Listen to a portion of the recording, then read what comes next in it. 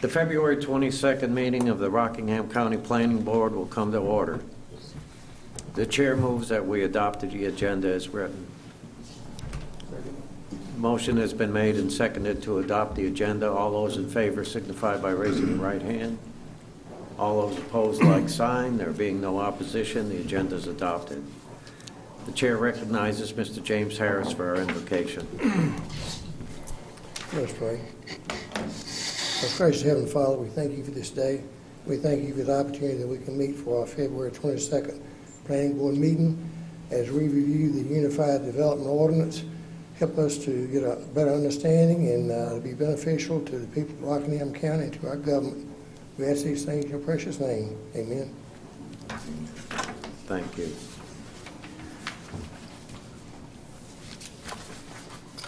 Carrie, do you have any opening remarks?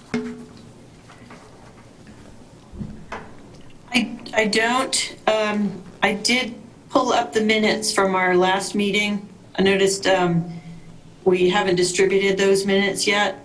We just to remember what we got into at the end of January. But otherwise, I wanted to sort of base our discussion on the major changes overview as we did the last time. Okay. So I'm going to share that on my screen. Share my screen with that.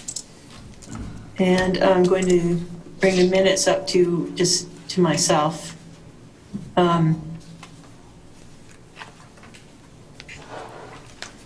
right, we went over this list all together, and I think there was some discussion about easements and private roads, and unless we have any more discussion, that was just a clarification that there'd be 3 lots with an exclusive use easement. We've changed some language in the adult uses definition. Paul helped with that. Thank you very much. You're welcome. Very much. It was basically striking. Where's that one? And we changed the language about adult uses and striking the language about male-female impersonators. Just made the language closer to the statute. And so we can show you that, but what I'd rather do, if you don't mind, is go through other comments and then send you revisions that have more than just one comment. I don't want to nickel and dime you and send you a revision at a time. Does that make sense? Yes, but before we do that, I have a question going back to item number 3 on the major changes overview. Okay. And it says that major subdivisions are now a matter of right, and it references UDO section 41. And I wonder if you could direct me in section 41 to that particular language that permits these major developments as a matter of right. Yeah.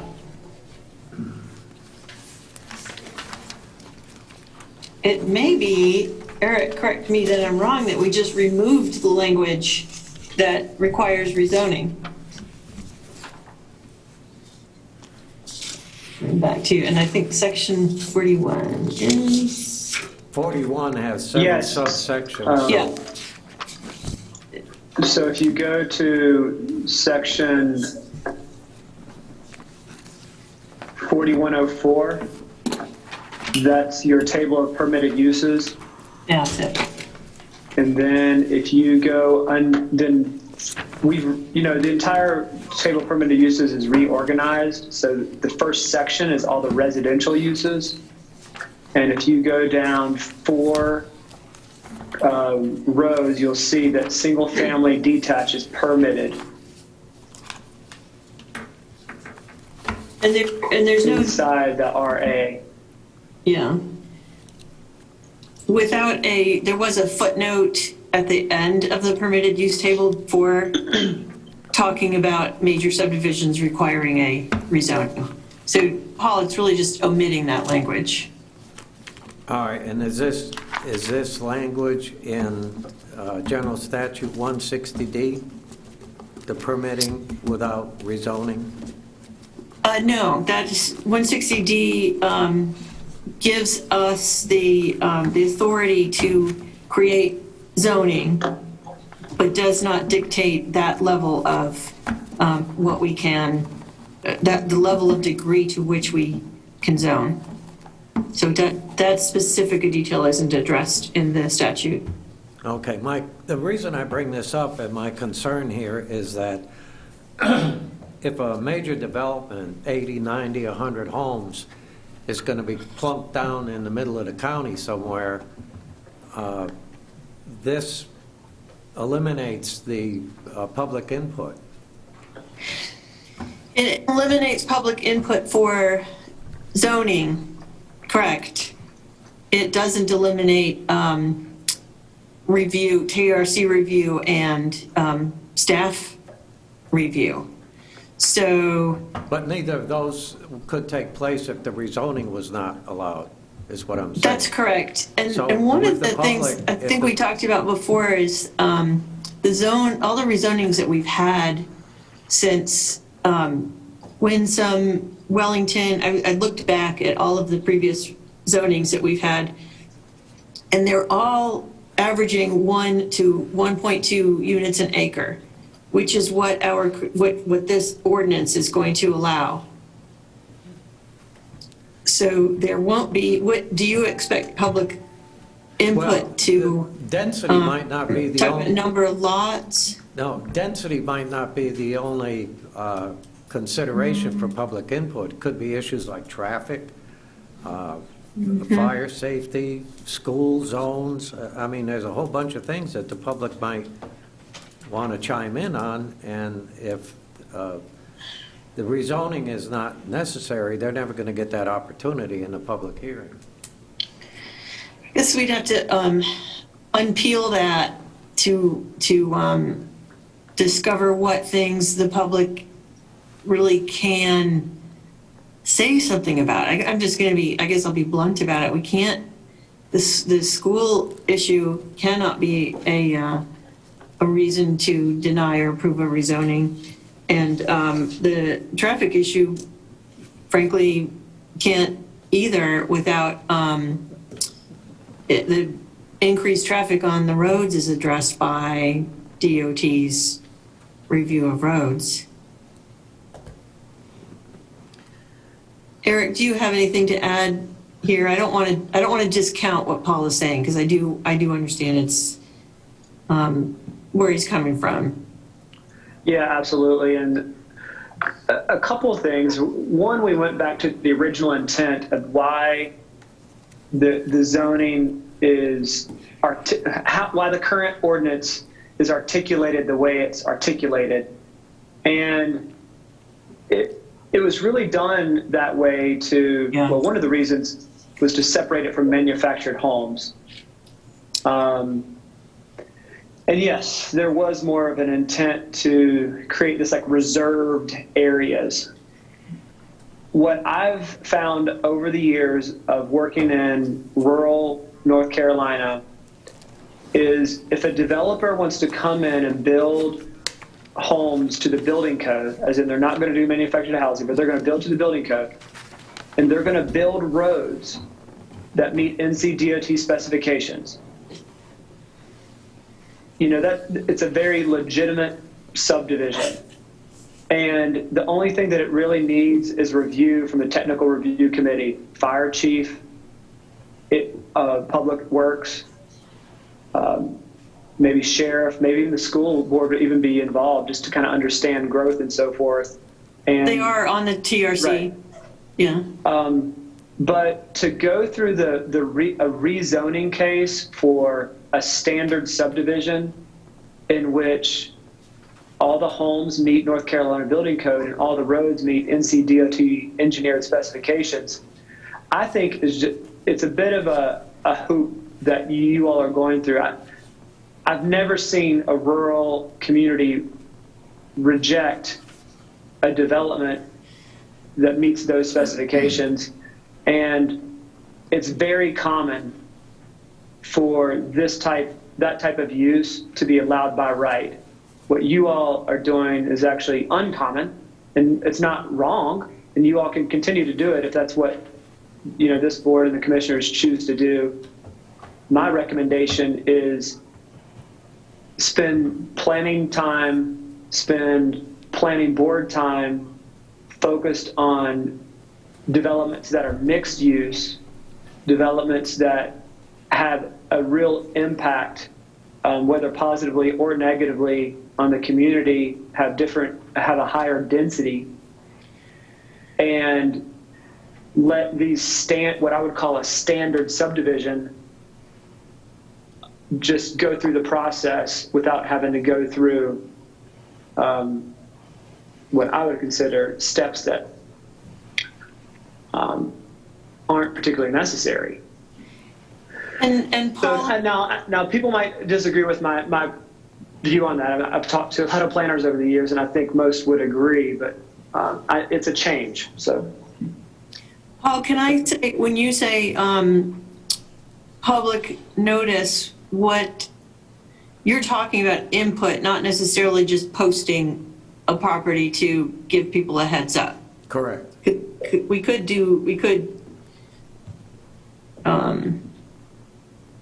yeah, you're talking about being able to have input. Well, my motive in bringing this up is in addition to a concern that might arise from the public, is a personal one in the form of CYA. When somebody asks me why we're doing this, I want to have an appropriate response. So I want to know what everybody's thinking is on this, because if the question comes up, well, why didn't we have a public hearing for rezoning for this major development?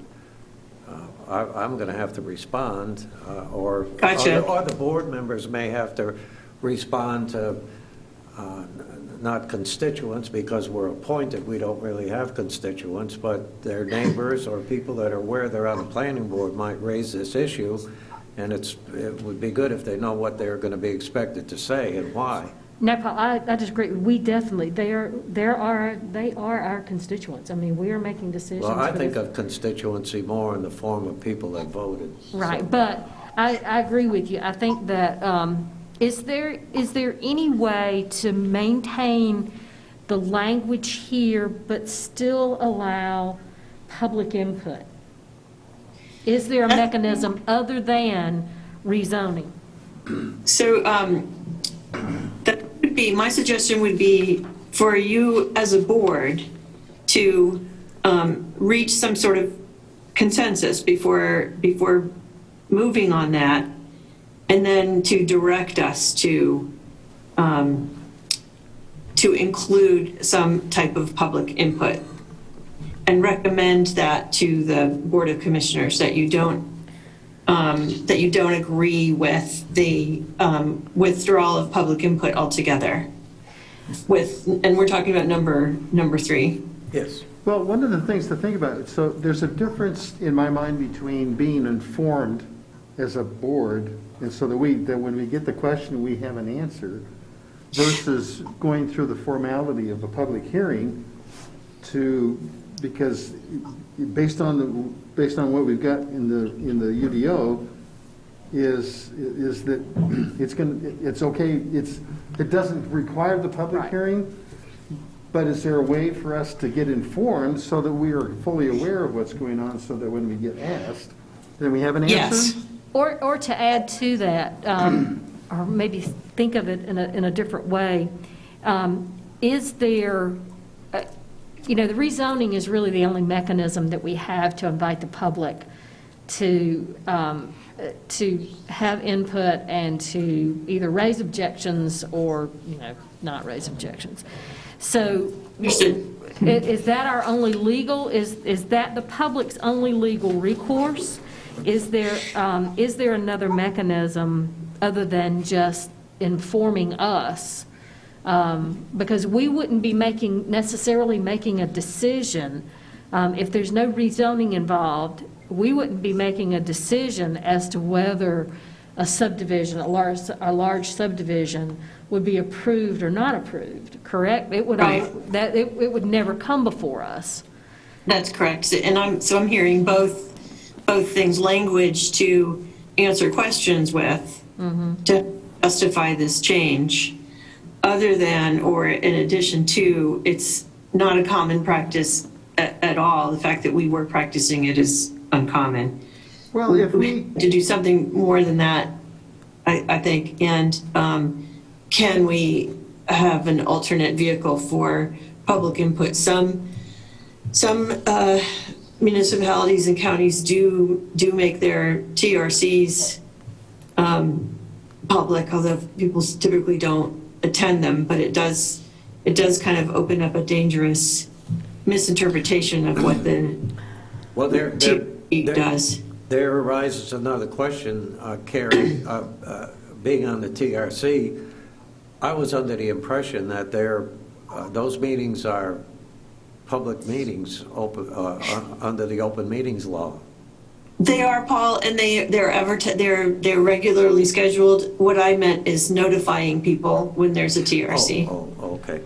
As an additional notice, I should have put it differently, but it is, certainly it's always a public meeting. Yeah, but even though this is unusual for us to do something that is, to be this sort of granular, I hesitate to take that piece of right away from this board, because I feel like that the public, I think Paul is correct in some ways, I worry that the public loses their voice if they don't have us to voice, to give them that venue. but if you give them a voice, does that mean that the board's going to change its mind? Is it going to say that even though the UDO says that what they're proposing is allowed, or is in the public hearing, if we don't change our mind based on that hearing, or change what's going to happen, then the public hearing becomes untrustworthy, because people are going to say, well, I'm going to complain to the board, but the decision's kind of de facto made. Well, and that's partly why, one reason, honestly, why Eric and I agreed to suggest this change. See, the Because other it's thing. very, very uncommon for them to be able to justify a no. I hear what you're saying, Corey, but on the other hand, we can't stand in the way of commerce either. We can't obstruct commerce. And if this recommendation, number 3, for allowing major subdivisions by right, is going to promote commerce, then we have to consider that as well. We got to try to find some way to balance the two, and that's the hard part here. And I understand that Go ahead, I'm sorry. having to have all of these rezoning meetings for major subdivisions opens the door to public input and could obstruct commerce. There is a thought that the public has a right to object to progress in certain areas. And it applies, I think you'd all agree that applies more strong, I'm not disagreeing with you, it applies more strongly to a non-residential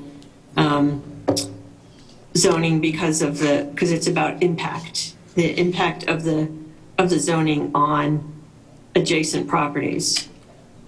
And So, and if you remember, that is what rezoning is the impact on nearby properties, not the highway system in general.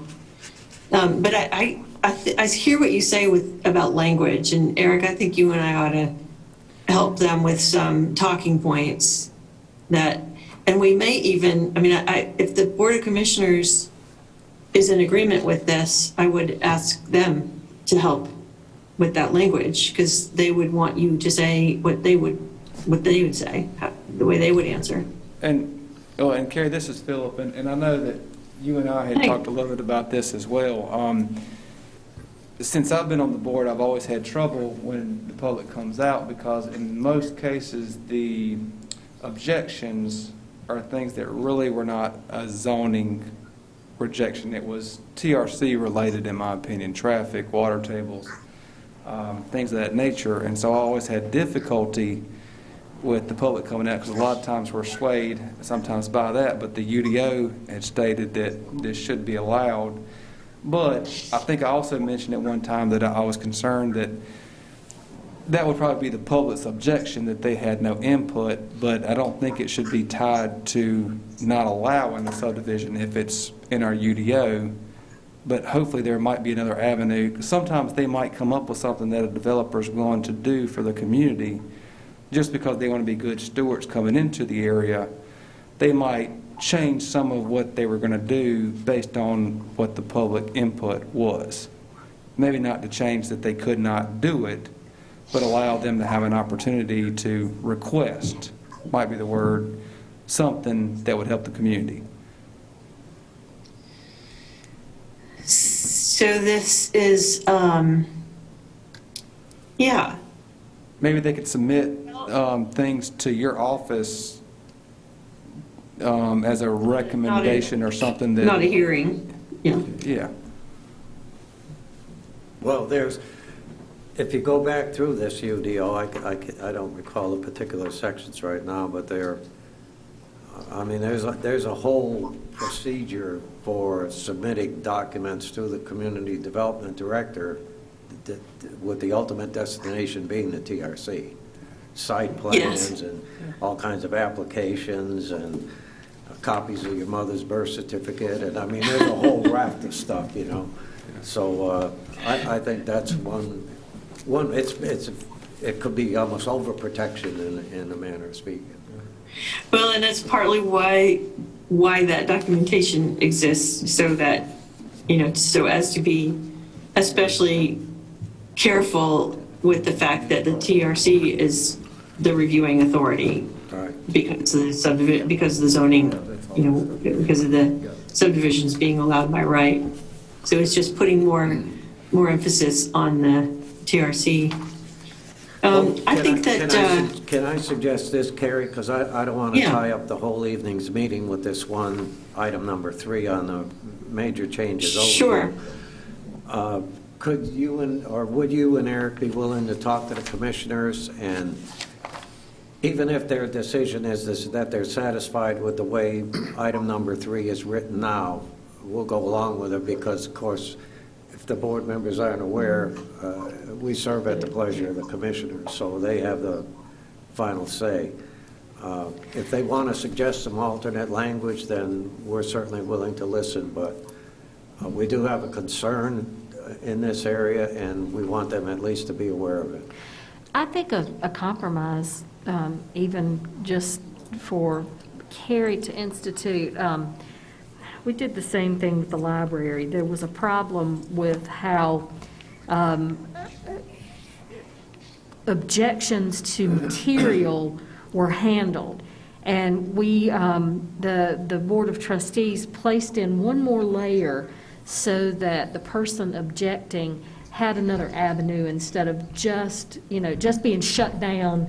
Here's what the code is, or here's what the regulations are, or the protocol, and we're going to shut it down right here. We added one more layer in so that there could be a formal process if somebody in the public objects to, say, a large subdivision. They can do so in writing, but it goes to staff for review, and then that way, that just gives them a little, even if nothing changes, it does let them feel like they've got a little bit more, not control, but they have a voice, and their voice is being formally heard, not informally heard. And I think that the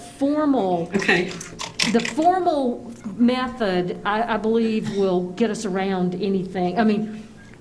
Because that way, and if you can report to us, this is why X, Y, Z has been approved, not been approved. So if we get any questions out in the community. Well, at the end of the agendas, here's the stuff that's going on, that's going through the TRC, and Right. here's objections that have come up and things, so that they bring that to our attention as part of our agenda, and then we're informed. Right. And then if we, as a planning board, say, well, maybe we need to take a different approach on this one and do something different, Yeah. But at least So we're sort informed. of, yeah. I have one question. If we chose not to do the public comment, would they still have the opportunity at the commissioners' meeting to voice an opinion as part of the public comments? Not for if the zoning opportunity is removed. Not for that either? Don't go through.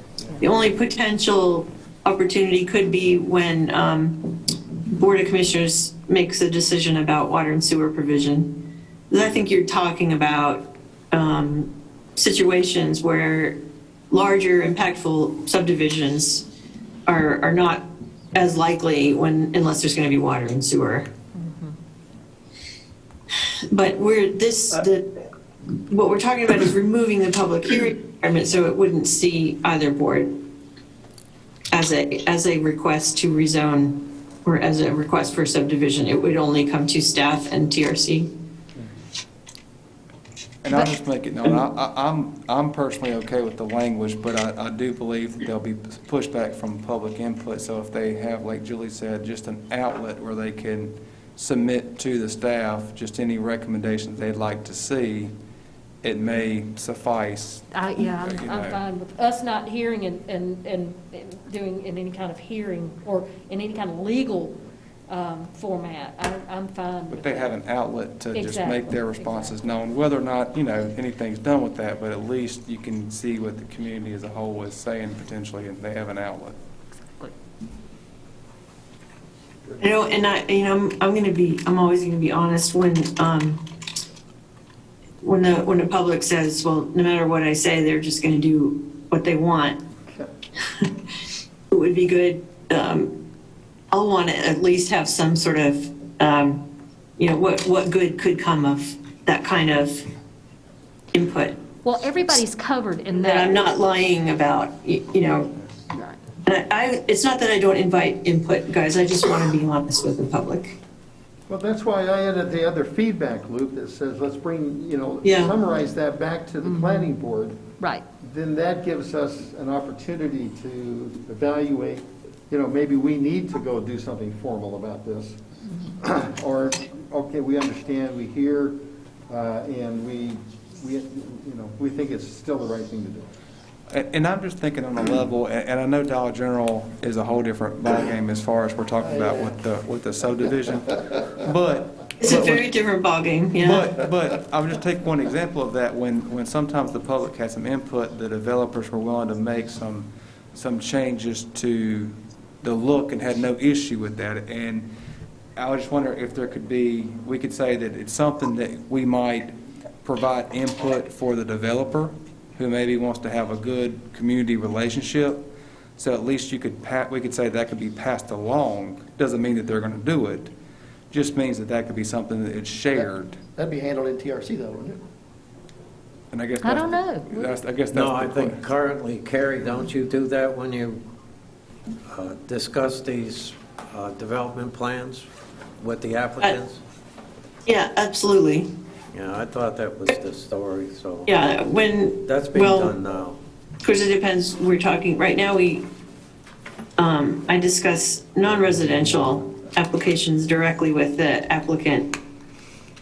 And because there isn't a formal TRC approval.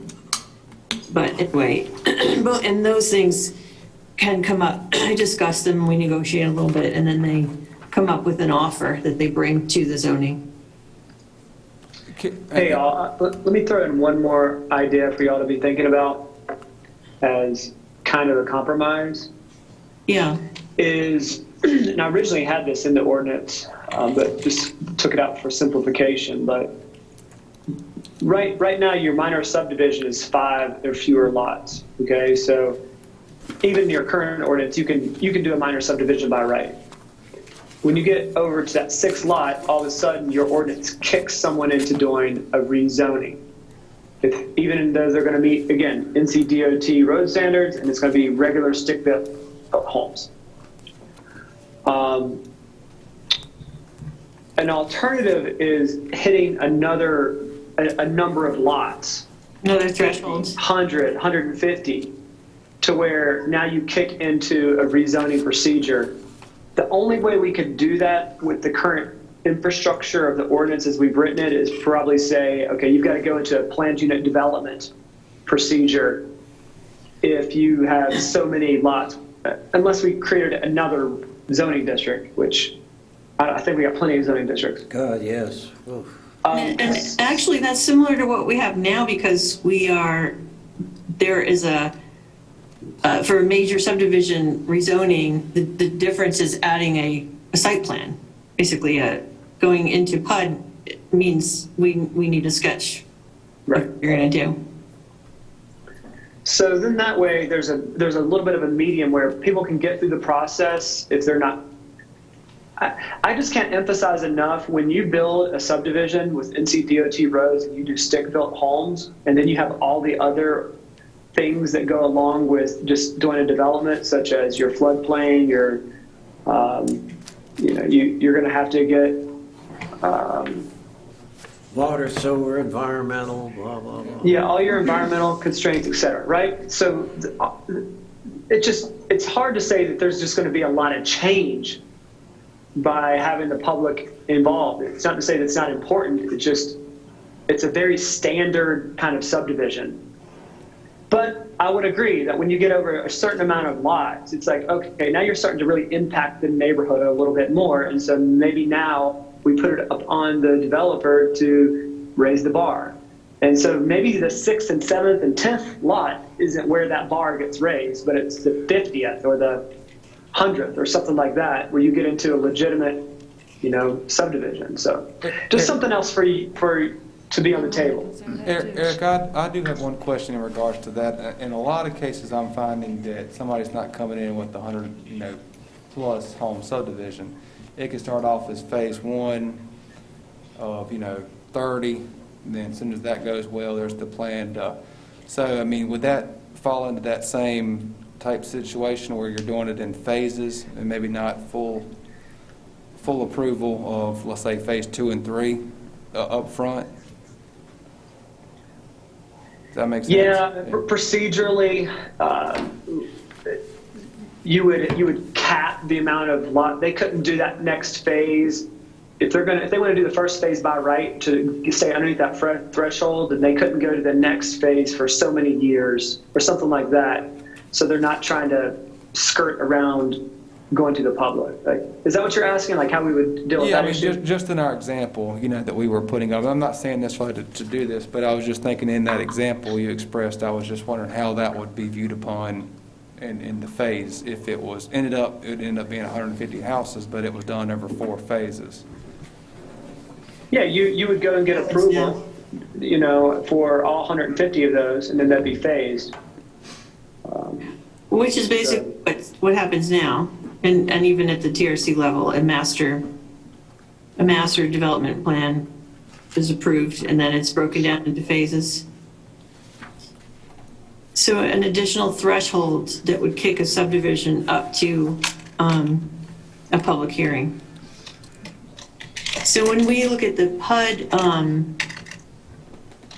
requirements, let's think about that. What do you, board, think about that? Is inserting a number, a threshold that kicks a major subdivision up to a public hearing requirement?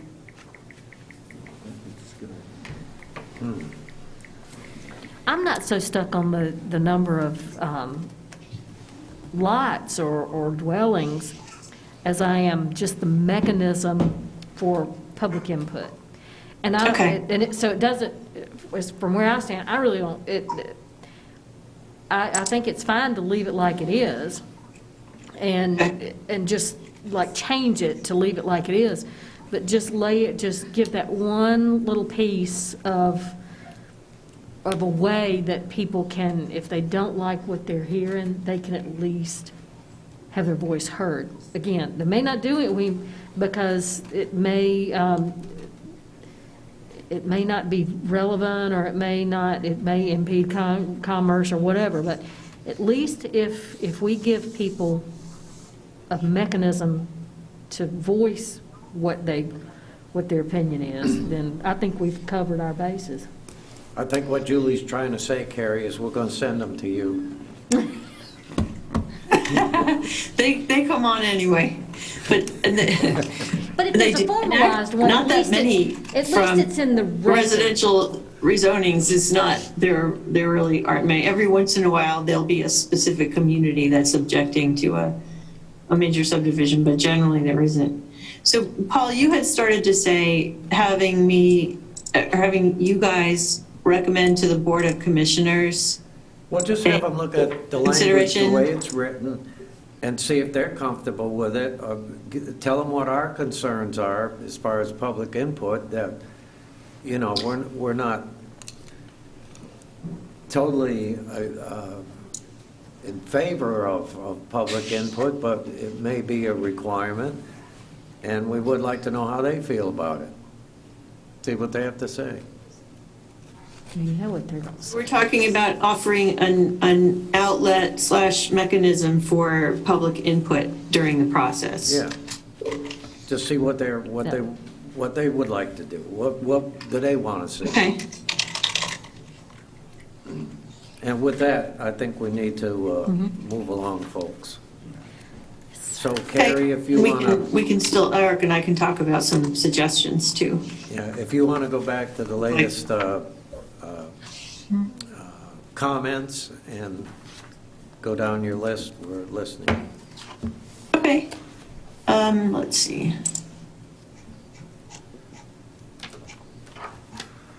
I'd actually, that was it.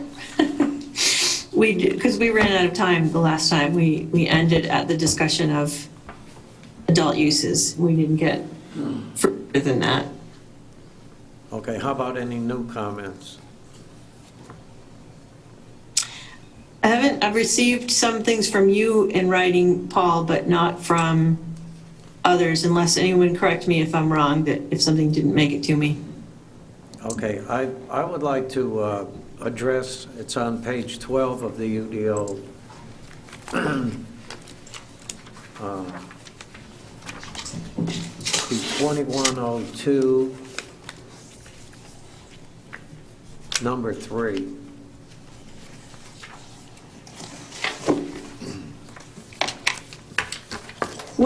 If you'll describe by section, it would help.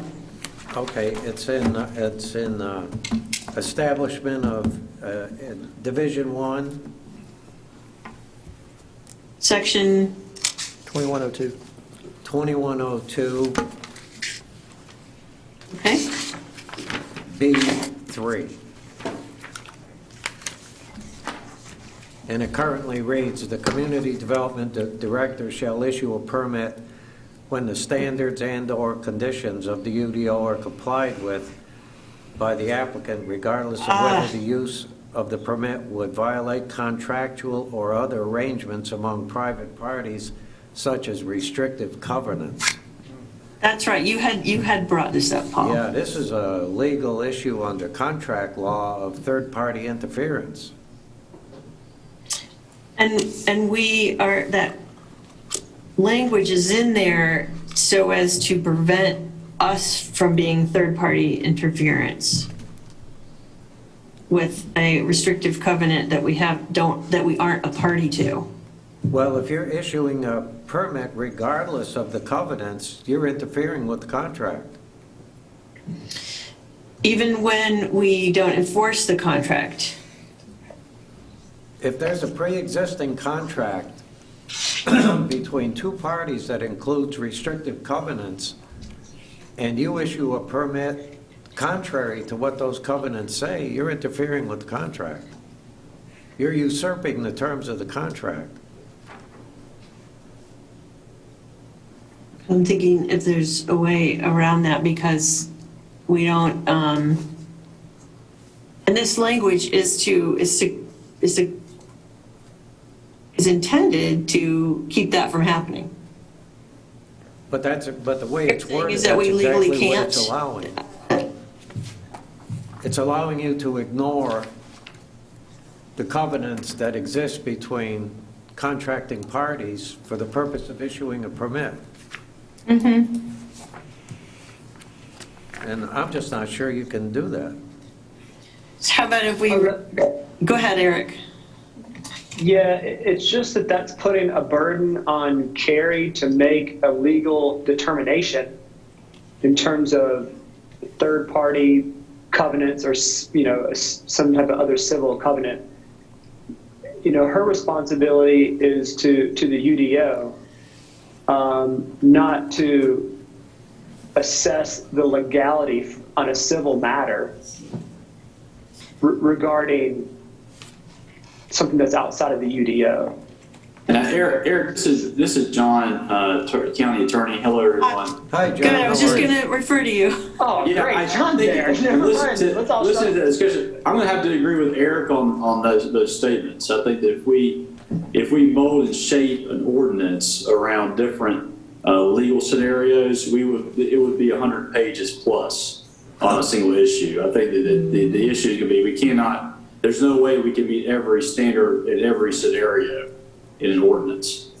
And when Paul, what did you had just said, I don't know if we can do that without creating a breach of contract. John, what's your answer to that? Is that it's not because? What type of situation are we talking about, right? I mean, is it, maybe I'm lost in the discussion. If we're talking about Yes. a general broad ordinance, or something of that nature. So an example might be that I issue a permit for a house that's a certain size, because we don't have a size restriction for homes. Carrie, But Michelle a covenant Avenue in might Eden. have a size restriction. Or, like happened recently, our ordinance allowed, through a public hearing process, allowed a manufactured home on a zoning lot, regardless of the fact that a local covenant did not allow it. The covenants had expired. Again, we're going back from what, like Eric mentioned, focusing on our ordinance and what the county would like to see how the ordinance is drafted and how it's implemented. As far as specific restrictive covenants, that's on a case-by-case basis, and it's up to those property owners or whoever's transferring property or contractors get involved to make sure that, and I mean, that's a sticky situation. I mean, make sure that you're not entering into some sort of deal or transaction where the covenants would be in violation. Is there any case law? So John, is what you're saying then the burden falls on the applicant and whoever he has a contract with? I think it's a matter of the ignorance of the law is no excuse, correct? So if the ordinance is passed, then it is what it is. That's going to be something as the property owners or the buyer beware would come into play, right? And actually including the language makes it pretty clear that, we've made it clear that a buyer is responsible or somebody needs to check on this. Of course. And how enforceable are those I think covenants in the my first point place? is that I think if we try to address every scenario with an ordinance, it's just, you can go down that rabbit trail for a while. What say you, Paul? Oh, I'm good with the explanation. I just brought it up because I didn't Good questions. quite agree with the way the language was written, that, we wouldn't be interfering with a contract between private parties. That's it, yeah. I'm satisfied with the explanation.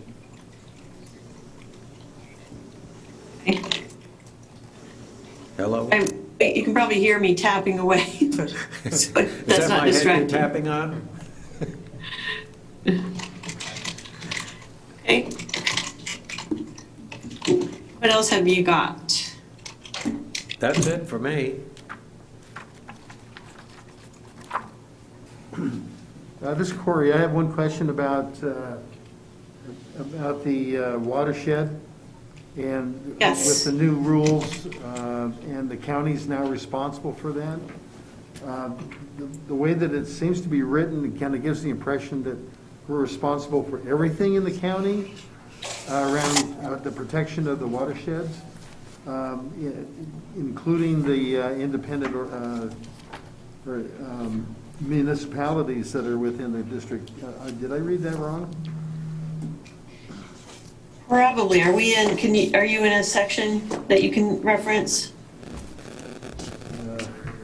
Are we talking about the 1070 rule? I might have Yeah, missed. section 42. 4202, the watershed protection or Yeah. floodplain management?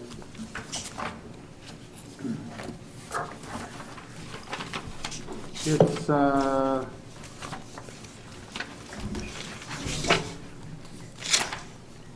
I'm going to let you answer this, Carrie, because this is Yeah. essentially how it is in your current ordinance. So this is not necessarily a change. I did reorganize things, make things easier to find, but I'll let you answer this. Okay. if it's not a change, I'm fine. Then I would just, Let me turn you up a little bit, Corey, so I can hear what you're there. So what- I'm saying if that's what was already in the UDO, then I'm fine with it. Okay. I've not seen a previous UDO. This is my being a noob, getting used to what the UDO. Yeah, that's fine. You're getting nice and down and intimate with it. But it doesn't, there aren't conflicts with other municipalities within the watershed. So whatever the city of Reedsville does is what the city of Reedfield does, even though we might be a downstream impacted by what Reedsville decides to do. That's correct. So I'll answer that in two ways. One way is that everybody has to minimally abide by the state standard. So that's, the state standard protects us as a downstream user of the watershed. And that's sort of the way it is. We rely on Reedsville to follow that law. If Reedsville decides to alter that law with a variance to the watershed, then they are required to notify us that they're holding a hearing to do that. Okay. Same with us. If we're going to change or if we're going to vary a rule about the watershed, we have to notify the downstream neighbor. Otherwise, everybody is following the same state rules. Okay. Thank you. Sure.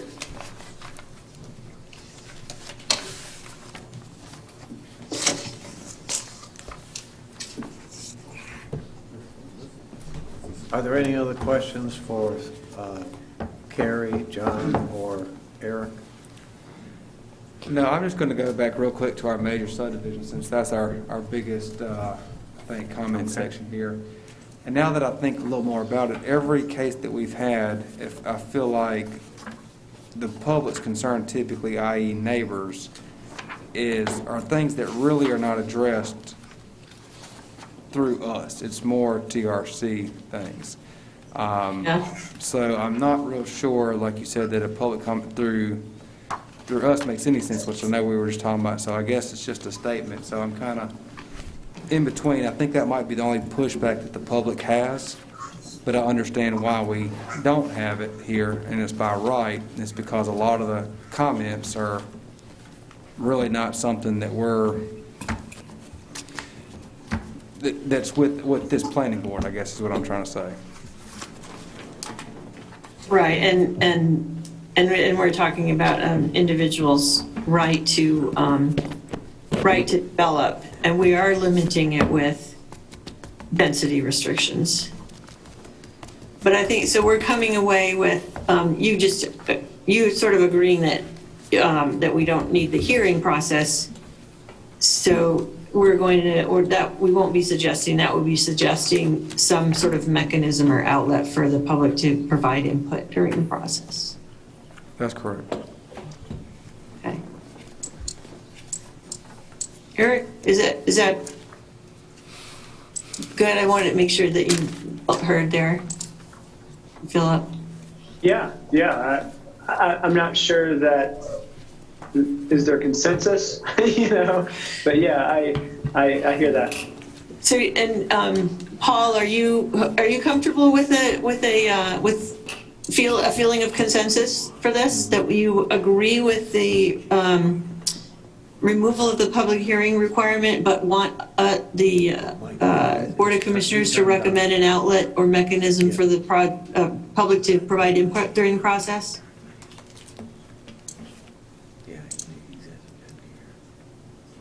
Hold on, Julie. Is there consensus from the board? I'm not there to really to see, but does everybody with that, the point of consensus? Carrie, you might need to, hold on, you might need to repeat that. Yeah, Okay. Hold on a second. Paul, I'm handing this to you to decide whether you want to decide you've got consensus with that suggestion or take a vote.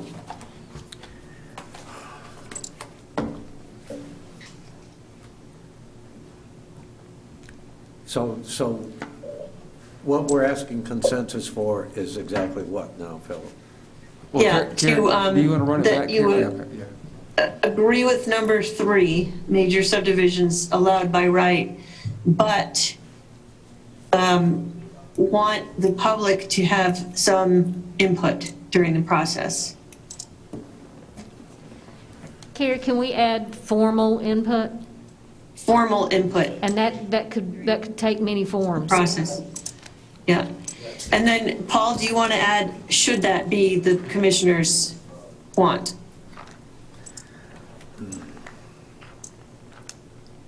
Gosh, I'm really torn up about this. We're going to end up bringing this back to you because there'll be revisions that the commissioners are making as well. So we can, I feel like there's a consensus that we want us to look into it, that we don't want to leave it as is. Yes, that we can Without agree some other, on. okay. We can just leave it at that. And see what the commissioners say, and then, Yeah. Okay. I mean, they may have a Eric? totally different take on it. That's correct. To be That's honest, I correct. could go either way, but I just, I feel like that'd be the only kickback if the public would feel that way. Right.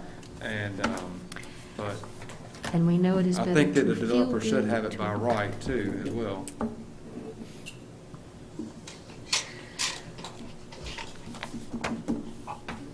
Well, I know Eric? I'm Go ahead. I'm more accepting of something if I feel like, and it doesn't functionally have to work that way, but if I feel like I've got to say, or I feel like I'm being heard, then to me, that makes all the difference in the world. Yeah. And when you're talking about adding 100 homes or 100 home subdivision near my family farm in Ruffin, I would, Or cell tower. It's kind of to me like a recommendation to the developer, what you would like to see. Doesn't mean the developer's going to do it, it's Right. just a recommendation. yeah. So the word as a courtesy comes up too. So this is partly like that. where you're coming from, feeling like they're being Yeah. heard. It's a courtesy to tell them that this is happening Yeah. and to get their input.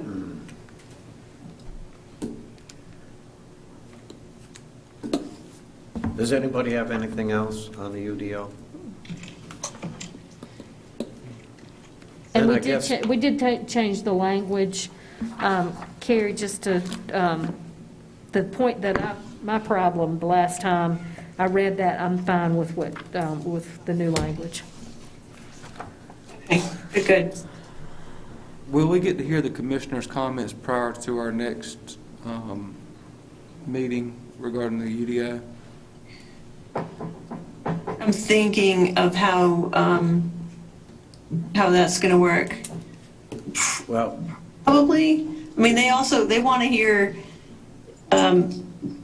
hear, your recommendation before they make comments. So what I would be doing is saying, here, the planning board reviewed this document and they had some concerns about number 3 as is. and want to hear your take on whether the public should have any input at all, Right. then, yeah. I The think that- question about whether you see their comments before you made a final recommendation, only if they remand it back to you. Yeah, I don't think we're likely to see any more comments from them since the land use plan hasn't even been completed yet. So Yeah. we're on the snail trail, so. Yeah, what's our time frame for this? I thought it was March. Yes, so that's a topic of discussion tonight, is we're no longer aiming toward adoption of the land use plan in March because there are some commissioner comments that they need more time to look at it.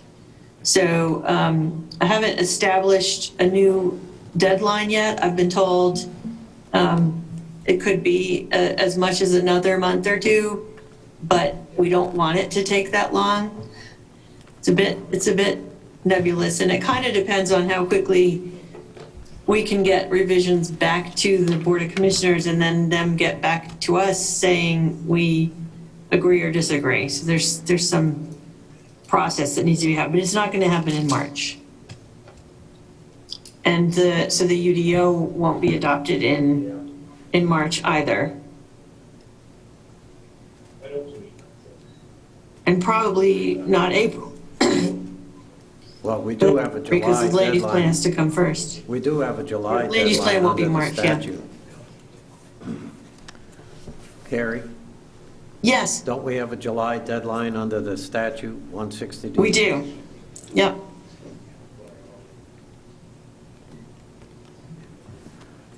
Yeah, I've been toying with May as a new month that came into the conversation, but nothing later than that, nothing in the summer.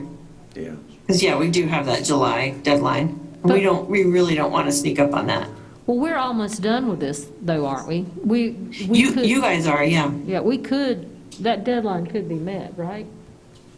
It's on our end, yes. On the commissioner's Well, end. we've not- done what we were supposed to. Yeah. Absolutely. We're the good kids. Any other questions or comments? So are we planning on making our recommendation, formal recommendation next month, then? Is that our plan of action? I think so. No, I think because of some of the comments that we have received to date, we're going to produce another draft for you to look at before you make a final recommendation. Eric, did I get that right? Is that what we talked about today? Yeah. So we're not looking for yeah. a formal recommendation from you guys tonight. There's going to be another version for you to look at. Okay. And we wanted to see what your input was to change this next version, but I think it's more about some of the comments we've gotten from the Board of Commissioners, which in effect, answer to your question, will we see their revisions or their comments? The answer is yes, because you're going to see it again before you make a final recommendation.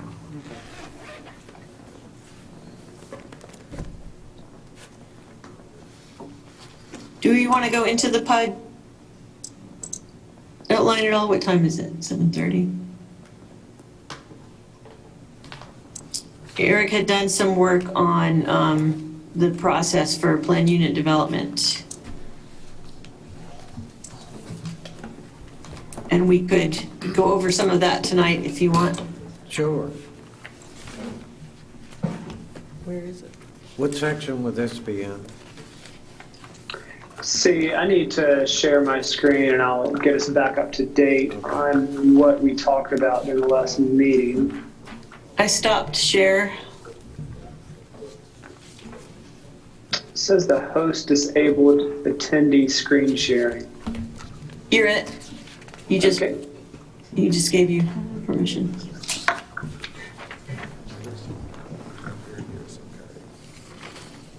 Are you seeing this Word document? Statement of intent? Yeah. Yep. Can you zoom in a bit? Yeah, hold on, my computer's acting up. Okay.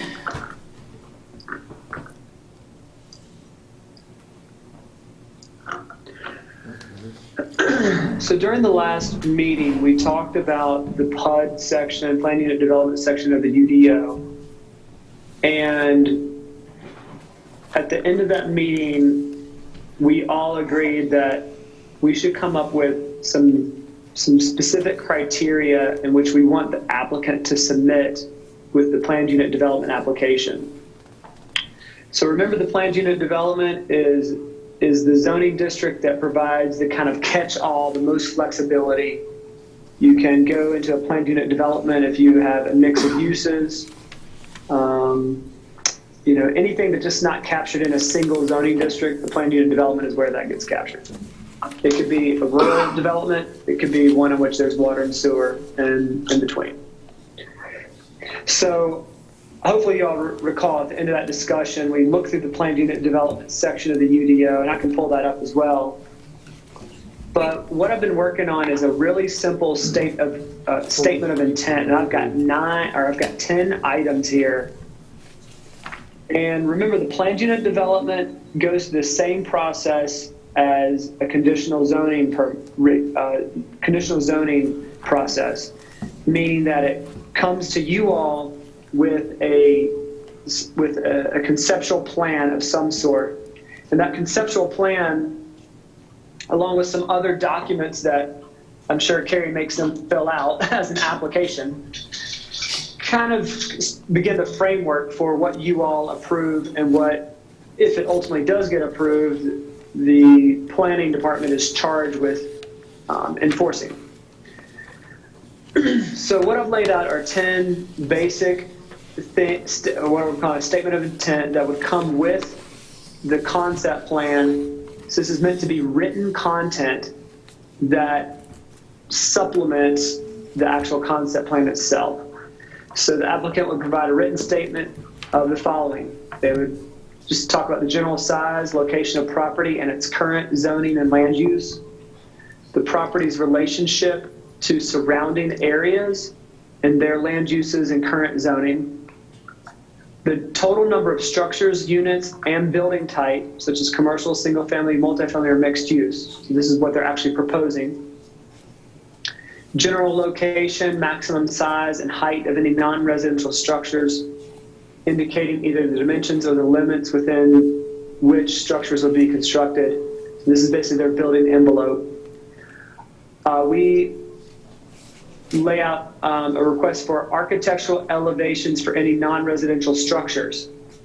So if you've got a commercial building, they would be providing you all with, inside the statement of intent, architectural elevations. They would outline any plans for selling or renting the property, approximate timetable of development, including phasing plans if it'll be developed in phases, description of any common areas, how they'll be maintained, description of any water features, floodplain, floodway areas, and how these areas will be protected, and then these proposed stormwater management controls. And I'm sure the county attorney can make this sound better. But you see the intent there of this kind of written statement of intent that would go along with the concept plan. I had a longer list of things, and I kind of started to narrow things down and keep it simple. Some things, such as the architectural elevations, could come out of a statement of intent. It's, we could just require this in another part of the planned unit development section, since it is visual as opposed to a written. But anyway, I wanted to get your feedback to see if you find this helpful, or if there's some things missing based on your experience going through this process with other developments that might be helpful to you. I And think this would absolutely be it's helpful. in section, I want to make sure were we putting this in the procedures section or in the zoning section that introduces plan development?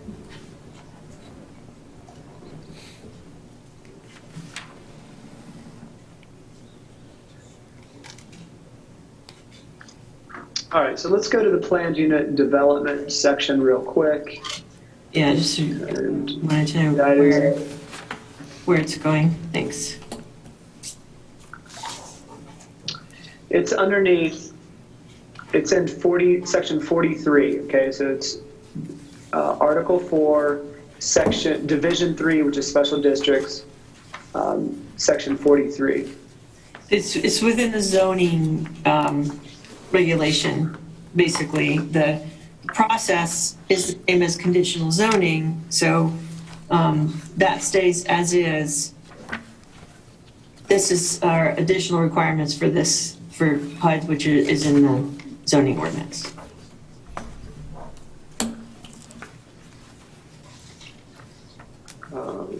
Section Sorry, I'm trying to do a 303 new is share here. for those who have a document in front of them, section 43.03, plan unit development. What page? 121. 119, the way mine printed. It's maybe in and around there.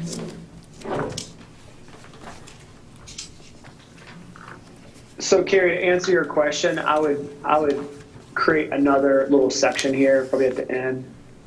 Right now, it's organized into the purpose statement, and then you've got applicability, and then you've got general criteria and minimum standards. So it could be a list.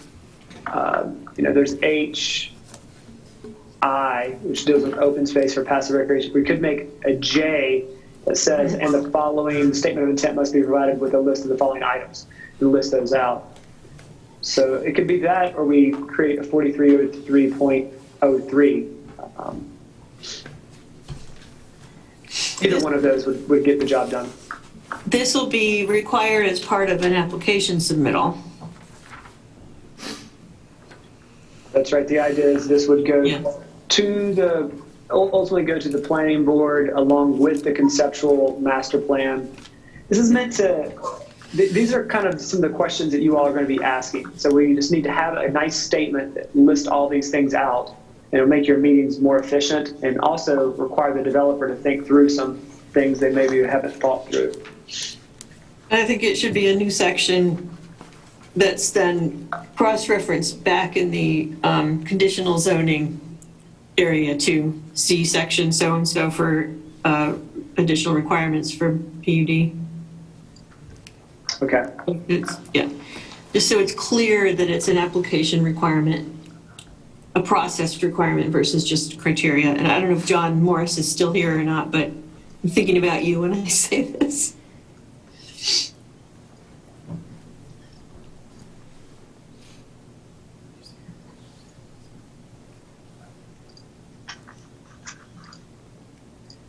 So, yeah, to the board, these are things that would impact how the PUD is, things that would determine, or allow you to discern the impact of a PUD as a zoning district.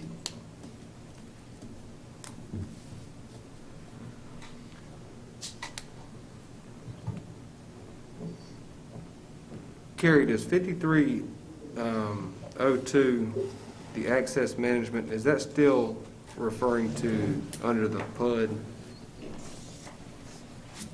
The highlighted section, no more than 3 driveway cuts? Is that still under PUD, or is that just, have we transitioned out of the PUD there? 53.02.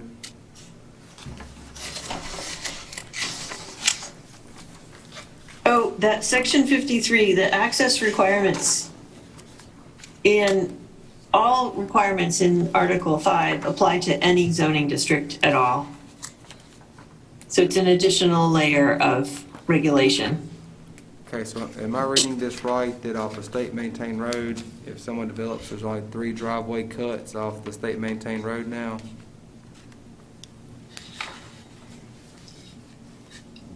Which section are you exactly in? D1, Yeah, D1 under 53.02. No more than 3 driveway cuts are allowed along existing state maintained road with the minor thoroughfare.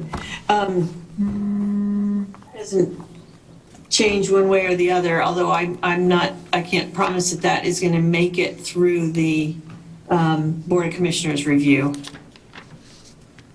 Because don't we have several of them that if I remember correctly, that we've approved the zoning and most of those are off the current state-maintained road, way more than 3. Yeah, yes. Well, the two big ones that we looked at were Bevel Lakes and Coley Brook. Yeah. And Bevel Lakes was allowed an additional driveway because of topography, weren't they, Carrie? Well, this wasn't a requirement before. So that What about Bevel our most Lakes recent? access to the state-maintained road there wasn't a limitation. Okay. What about the one we just approved, like with the one in Ruffin that had large lots? This would have applied, correct? Yeah, I can, before we spend a whole lot of time on it, though, I'll tell you that it's not likely that this Okay. ordinance is going to be approved by Board of Commissioners. They're going to have us eliminate that restriction. Okay.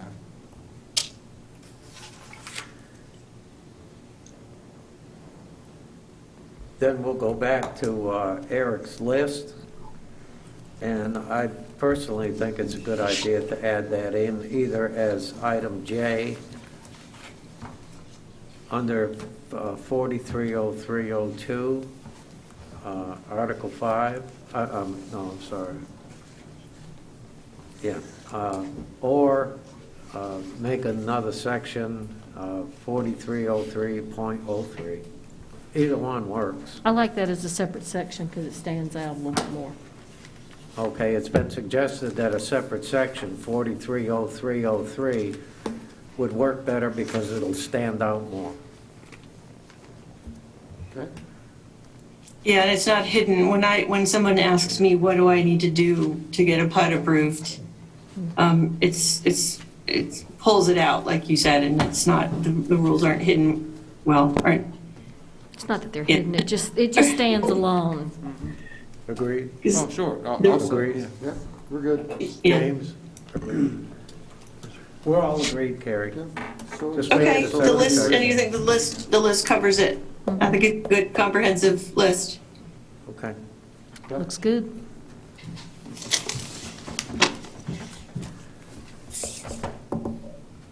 That was Anything the else? only other thing that we had to introduce that was new. I don't have anything more. So you'll get another revised document, and we'll track the changes. Eric is, that's gonna look, we're just gonna print it with all the changes indicated so that you can see. I think What's yellow modified? highlighting was really helpful to know where the changes were, so we appreciate that.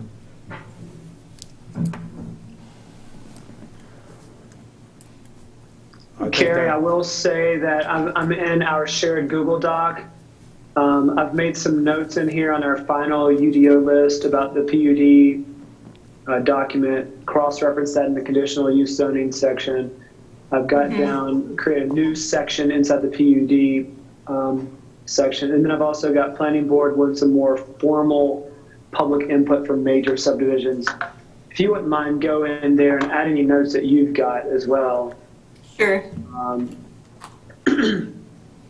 And we'll just keep a tight tally on these items. But Carrie's right. I'm creating all the track changes, and all that will be printed out at some point as we get closer to an approval of the land use plan. It's very telling, which is good. The commissioners are wanting to make sure that the land use plan and the UDO speak to each other really well, which they do right now, but they want to change some of that speak.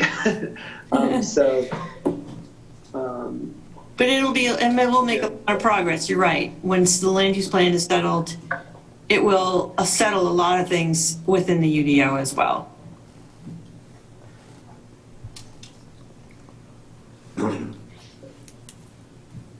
So I don't know if Tim has sent anything round yet. I'm not sure if we have a meeting for March 8th, but I'm going to let him confirm that. for you. We haven't seen anything, or I haven't seen anything from Tim yet, so I don't know if there's any cases pending or not, but March 8th is... Nothing on the docket right now, so All right, well, we And- still have the 8th scheduled as a regular meeting date. that's the question, whether, March 8th, whether we'll have anything to talk about. Well, if we don't, we'll just suspend the meeting.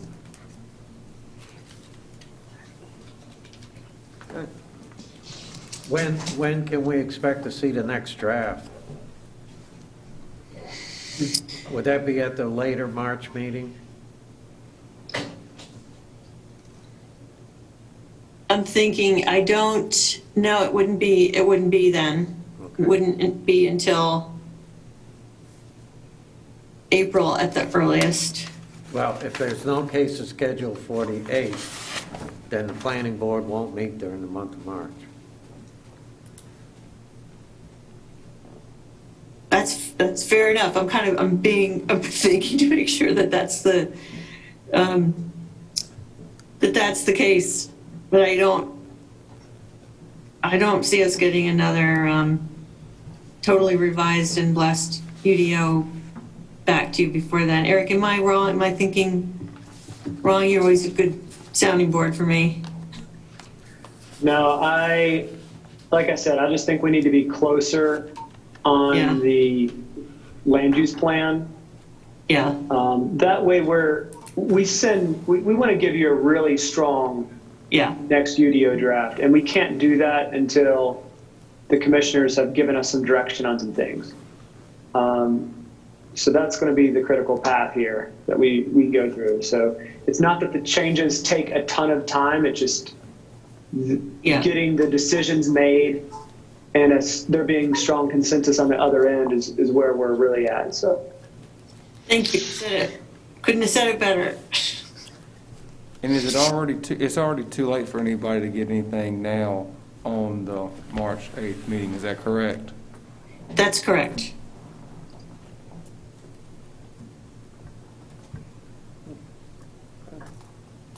And we could have, let's see, what's the deadline for the? I'm just looking quickly to see, is the March, yeah. To remember what our deadline is for a March meeting is, it's basically the month before, and I don't think we've received anything for March, for a second meeting in March, which we don't, March doesn't have a regularly scheduled second meeting. April does. Every other month does, so So it looks like we won't be meeting again until April. until April, that's right. We're going to miss you guys. The next meeting would be April 12th. Maybe Okay. it'll be warm by then. It'll be warmer than that. So we'll have gone through Easter before then. Happy Easter. Yes, same to you as Carrie. And St. Patrick's Day. And St. Patrick's Day. Yes, yes. And April Fool's. Yeah. Aaron go Bravo. And National Potato Day.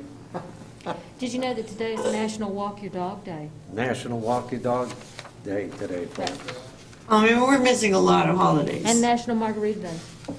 So we're going to celebrate that one. In my house, the dog walks me.